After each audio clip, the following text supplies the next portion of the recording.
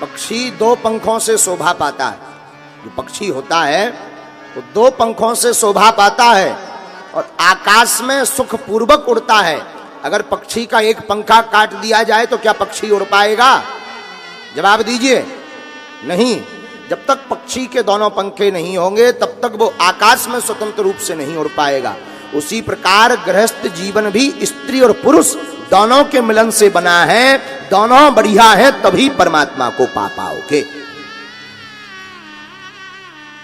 तभी आप ईश्वर की प्राप्ति कर पाओगे। विवाह में वी उपसर्ग है, वह धातु है, धन प्रत्यय है, अर्थात विशेष रूपेण बहते कन्या भारम इति विवाह। विशेष रूप से कन्या का भार जो पुरुष लेवे और कन्या जो पुरुष का भार, जीवन में एक दूसरे के दुख को पकड़कर और एक दूसरे के साथ सामंजस्य बना करके जो चलवे और भगवान को प्राप्ति के लिए जो दिन रात प्रयत्न करें, भगवान का भजन करें, उसी का नाम है विवाह। भक्तमाल में श्री पीपाजी एक बड़े भगवत भक्त गृहस्थ के घर पर गए, श्री चीरधर जी।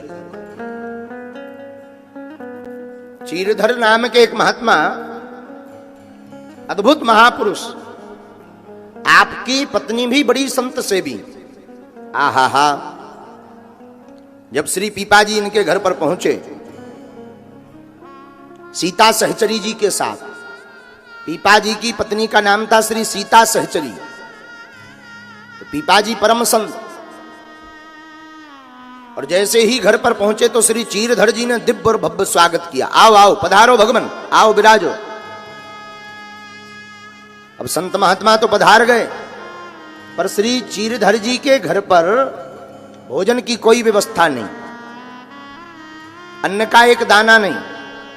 अंधर धर्म पत्नी के पास गए, बताओ भाई कुछ है? अतिथि आए हैं, अतिथि देवो भव। तो श्री चीरधर जी की पत्नी ने कहा, भगवान अन्न में एक छोटा सा भी दाना नहीं, अभाव है, 2 दिन से हम आप ही भूखे हैं। महात्मा की आंखों में आंसू आ गए कि अब संत पधारे हैं, इनका स्वागत कैसे करेंगे? कुछ है सामान बेचने को? तो बोले भगवान संतों की सेवा में सब बेच दिया, गहना बेच दिया, बर्तन बेच दिए, घर गृहस्थी का सारा सामग्री विक्रय कर दिया।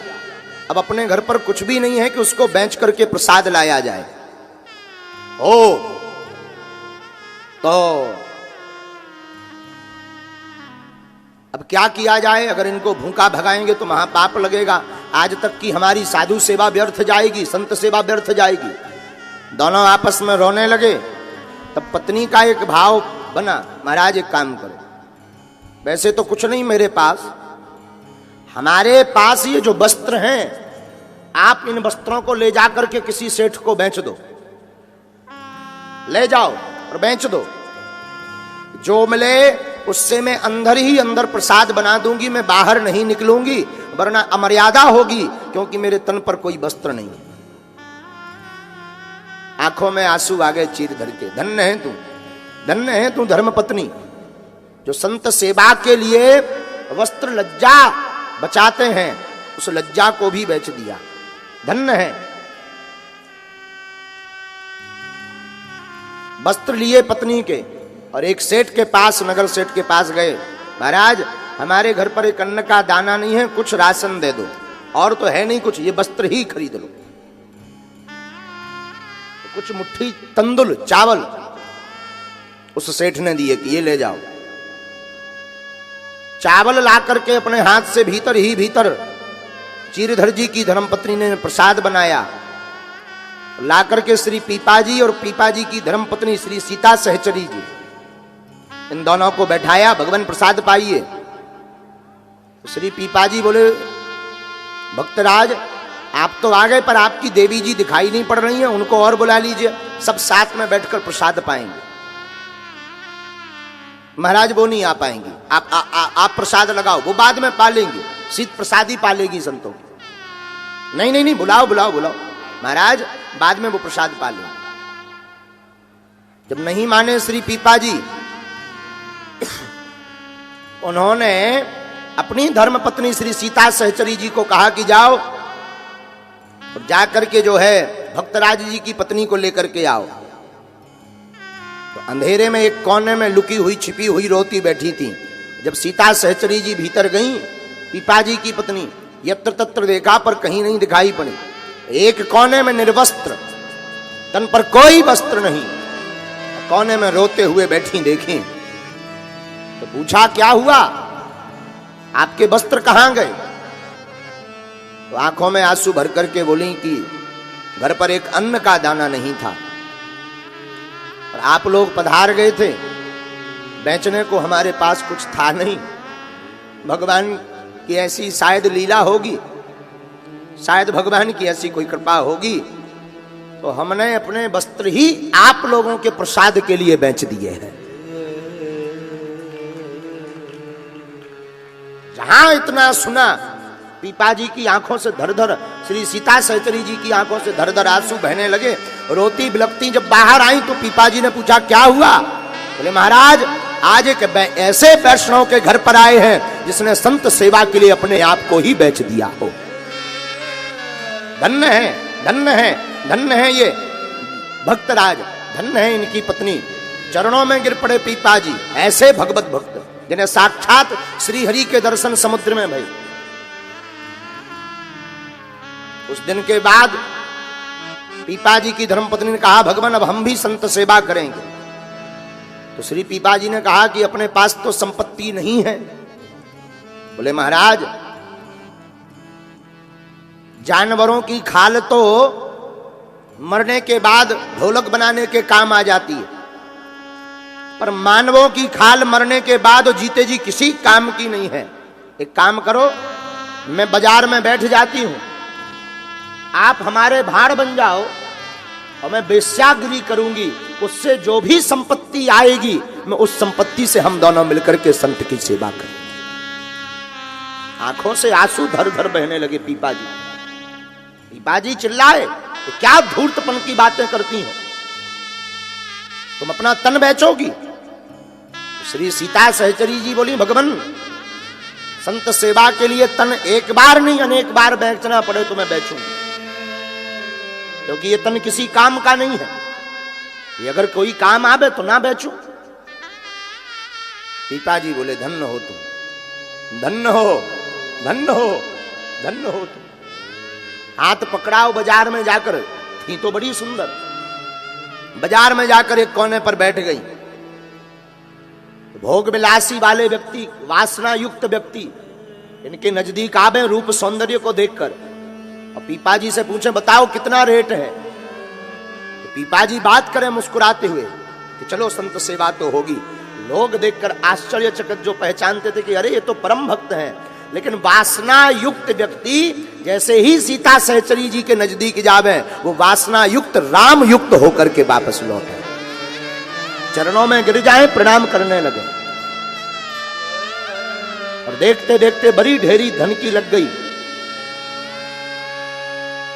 पीपा जी बड़े प्रसन्न भये कि ठाकुर जी ने लाज रख दी और उन्होंने संत सेवा की। तो गृहस्थ एक ऐसा धर्म है जहां पर आप बैठ करके भगवान की सेवा, ठाकुर जी की सेवा, भक्तों की सेवा बैठकर आप कर सकते हो। भगवान ने ये तन आपको संत सेवा, साधु सेवा के लिए ही दिया है। गृहस्थ का मतलब ये नहीं है कि तुमने संतान उत्पन्न की, बड़े बड़े मकान बनाए, बड़ा पद प्राप्त किया और चल बसे। भगवान ने ये तन आपको, ये गृहस्थ जीवन इसीलिए दिया है कि आप दोनों पति पत्नी मिलकर बैठकर भगवान की भक्ति कर सको। बोलो वृंदावन बिहारी। दो भावना, दर्शन का नियम विनम्रता, पहला नियम। वहां दूसरा नियम, हम झगड़ने ना जाएं। मंदिर के दर्शन हमें झगड़ना नहीं, विनम्रता। कोई गाली भी दे दे सहज व स्वीकार करना। मंदिर के दर्शन का तीसरा नियम, हमको प्रदर्शन नहीं करना। बहुत ध्यान रखना। और तीसरे नियम में यह भी याद रखना कि हमारे दर्शन करते समय किसी को कष्ट तो नहीं हो रहा है। मंदिर के दर्शन का चौथा नियम याद रखना। अगर तुम्हें दर्शन का पूरा लाभ चाहिए, मंदिर के दर्शन का चौथा नियम, हमको मन में ये नहीं रखना है कि हम VIP हैं, कोई हमारा सम्मान करे या पीछे के रास्ते से ले जाए। जहां से वो मंदिर का भगवान बुलाए वहां से दौड़ते चले जाए। मंदिर के दर्शन का, हाँ, अगर व्यवस्था मिलती है तो दुत्कारना मत। हम केदारनाथ गए बहुत पहले, गए तो गए, केदारनाथ आए थे बहुत पहले, ठंड बहुत थी। हमने पूछा कि शंकर जी नहाओगे? बोले ठंडी ज्यादा है, अपन को बहुत लगती है। हमारे शंकर जी बोले भाई पानी बहुत -डिग्री में था और गर्म बाल्टी भी रखो तो 2 मिनट में बर्फ बन जाए। 14 में गए थे, आपदा के ठीक बाद, 13 में आपदा आई थी, ठीक बाद गए थे। खूब ठंडी, क्या किया जाए, जैसे तैसे करके हमने कौवा स्नान किए। 3 स्नान होते हैं, यस जी, 3 स्नान होते हैं। सुनो आज नई बात है, 3 प्रकार के स्नान होते हैं। एक होते कौवा स्नान। ये कौवा स्नान क्या है? हाथ पैर धो लो, बाकी गीला कपड़ा शरीर में लगा लो, ये कौवा स्नान। एक होता हाफ स्नान, 5 अंग, 2 हाथ 2 पैर मुंह, ये 5 अंग धोने को कहते हाफ स्नान। 4 स्नान बताएं दे रहे, 3 नहीं 4 सुनो। एक कौवा स्नान, एक हाफ स्नान, एक फुल स्नान जो हमने आज किया है, सिर से लेकर के जल डालना पूरी। एक होता स्पर्श स्नान, ये बड़ा खतरनाक है। हाँ, ये ठंड का मौसम, सरजू जी के किनारे हम रहते थे, एक महात्मा और थे, ठंड का मौसम, भयंकर ठंडी, महात्मा गए राम राम सीताराम सीताराम सीताराम, हाथ में लिए माला, सीताराम सीताराम। सरजू जी में देखा भयंकर ठंडी, पुराने जमाने की ठंडी होती थी, बड़ी तोड़ खतरनाक होती थी। उन्होंने सोचा ठंडी ज्यादा है, पहले हाथ का अंगूठा डाल के देख लें कि सह लेंगे कि नहीं। और जैसे ही अंगूठा डाला शरीर फड़फड़ा गया। महात्मा वापस आ गए, बाद में आएंगे फिर स्नान करेंगे। हमें मिले, हम कहा महाराज दंडोत, बाबा जी, अरे पंडित जी दंडोत दंडोत। हम कहा स्नान हो गए? बोले हो गए। हम कहा जटाएं तो गीली नहीं दिख रही। तो धीरे से बोले अंगुष्ठा स्नानम सर्वम स्नानम, अंगुष्ठा स्नानम सो सर्वम स्नानम। हम भी बड़े बारे थे, हमने पकड़े उनके चरणों, पूरे शरीर में लगाए अपने हाथ।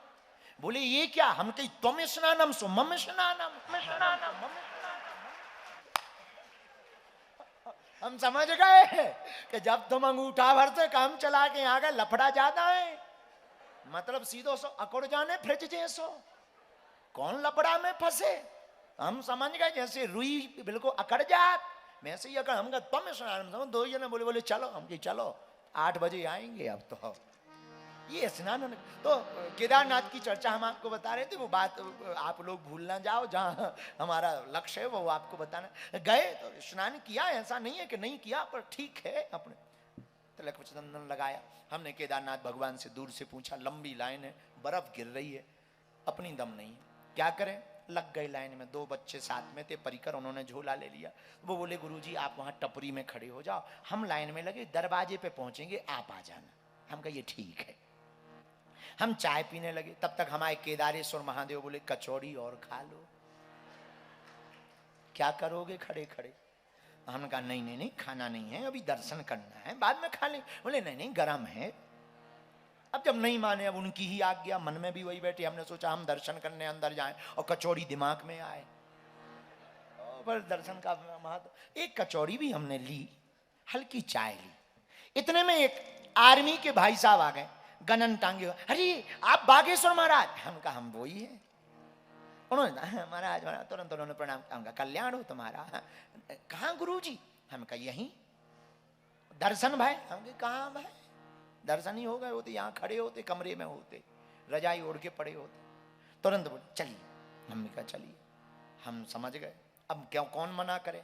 पीछे से लिवा गए सीधा अंदर गर्भगृह में। महादेव बोले कहो खचौड़ी खब गई, हम की पाके आए, हम तो अभिषेक हुआ। जो दोनों लाइन में लगे थे वो अभिषेक होने के बाद आए और लाइन में धक्के खाते हुए बोले गुरुजी हम की चेले चलो अभी अभी परिचय मत लो, बाहर मिलते हैं अपन। ये बहुत आपको विनोद की चर्चा लगी। इसके पीछे जो हम आपको लॉजिक समझाना चाह रहे हैं कि कभी कभी ऐसी कोई कृपा हो जाए और वो तुम्हें अलग तरीके से बुला ले तो उसको भी स्वीकार कर लेना, मना नहीं करना, लेकिन इस अपेक्षा में मत जाना कि तुम्हें भी पीछे के गेट वाला कोई मिलेगा। ये चौथा नियम मंदिर का आपने अगर माना।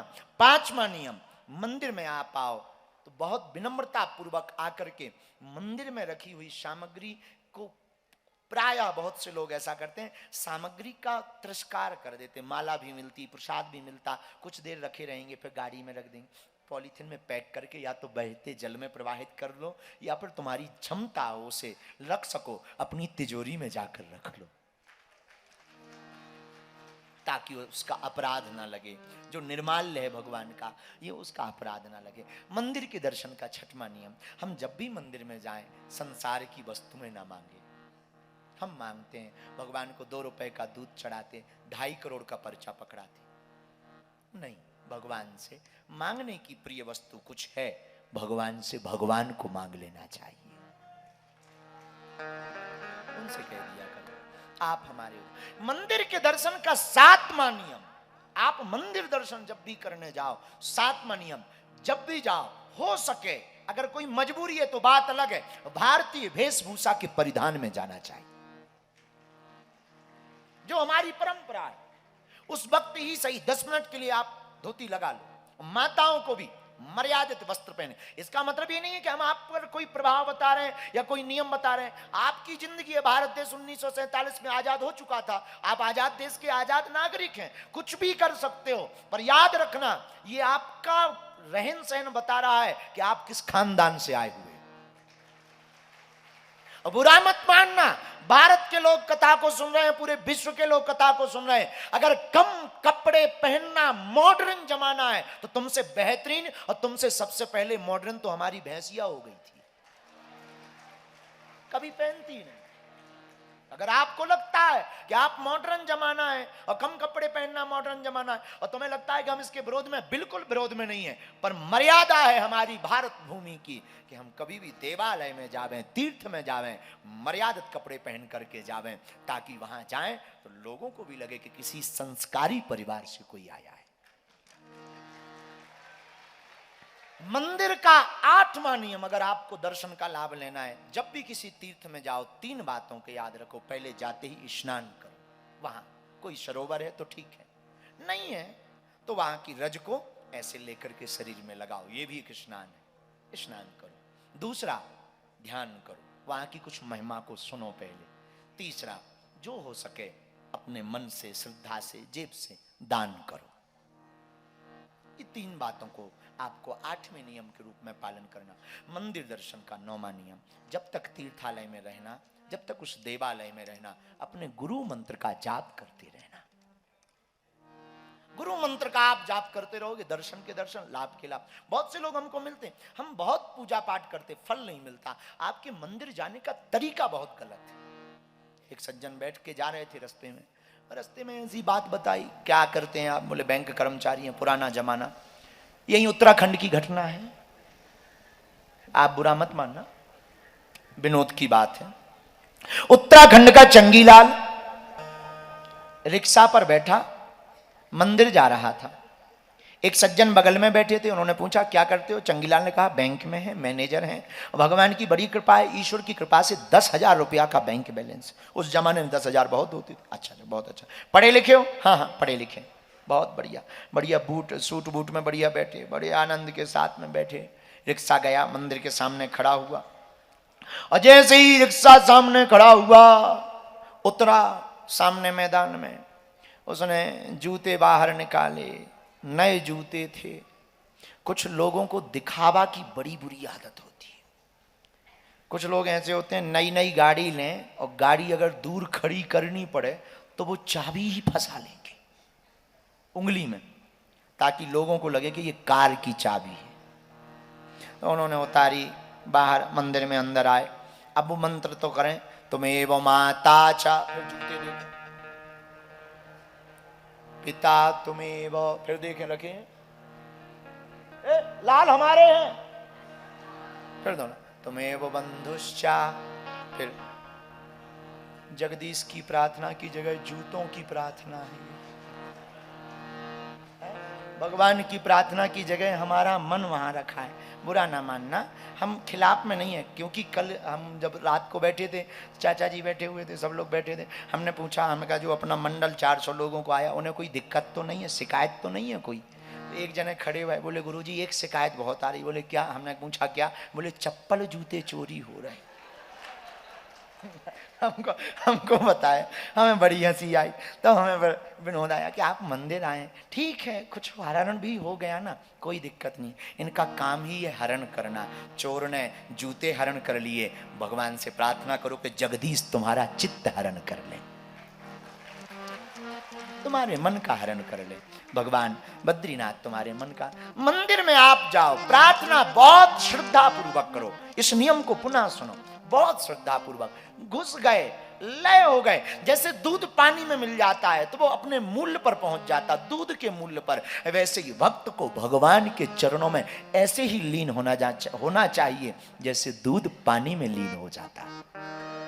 प्रार्थना करो। और हम लोग स्तुति भी बड़ी विचित्र करते हैं। वो जो खड़े थे सज्जन चंगीलाल उत्तराखंड वाले, अब वो प्रार्थना कर रहे थे भगवान से, अर्थ न धर्म न काम रुचि, गति न चाहो निर्वाण।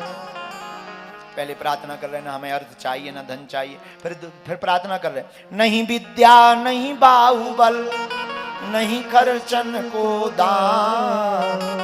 भगवान से कह रहे थे ना विद्या है ना बल है, और बल्कि 10,000 बैंक में, 10,000 बैंक में। और स्तुति क्या कर रहे? नहीं विद्या नहीं बाहुबल नहीं खर्चन को दाम। धीरे से एक महात्मा बगल में खड़े थे तो कान में बोले, 10,000 बैंक में है तो क्या नहीं जानत राम।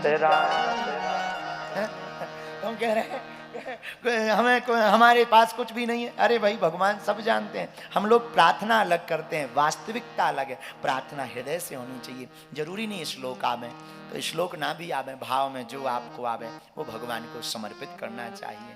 तो ये 9वां नियम। 10वां नियम और अंतिम नियम मंदिर दर्शन का। जब भी हम मंदिर दर्शन करने जाए तो बहुत से लोगों की आदत है पूजा का सामान सस्ता ले जाते, सस्ता। और हम लोग कहते हैं कि पूजा पाठ काम नहीं करता। सुपारी भी ले जाएंगे तो पंसारी की दुकान से वो सुपारी लेंगे जो खती हो, खराब।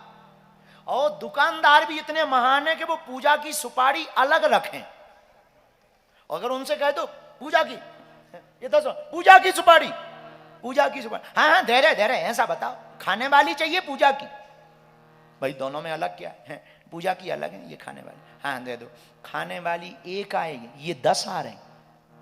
लेकिन जब फोड़ के देखो बिल्कुल ऐसी बांस जैसी पोली, काली पड़ी, खती सुपारी, खराब सुपारी। और खराब सुपारी की पूजा करवा के हम कहते हैं भगवान बढ़िया वाला आशीर्वाद नहीं दे रहे।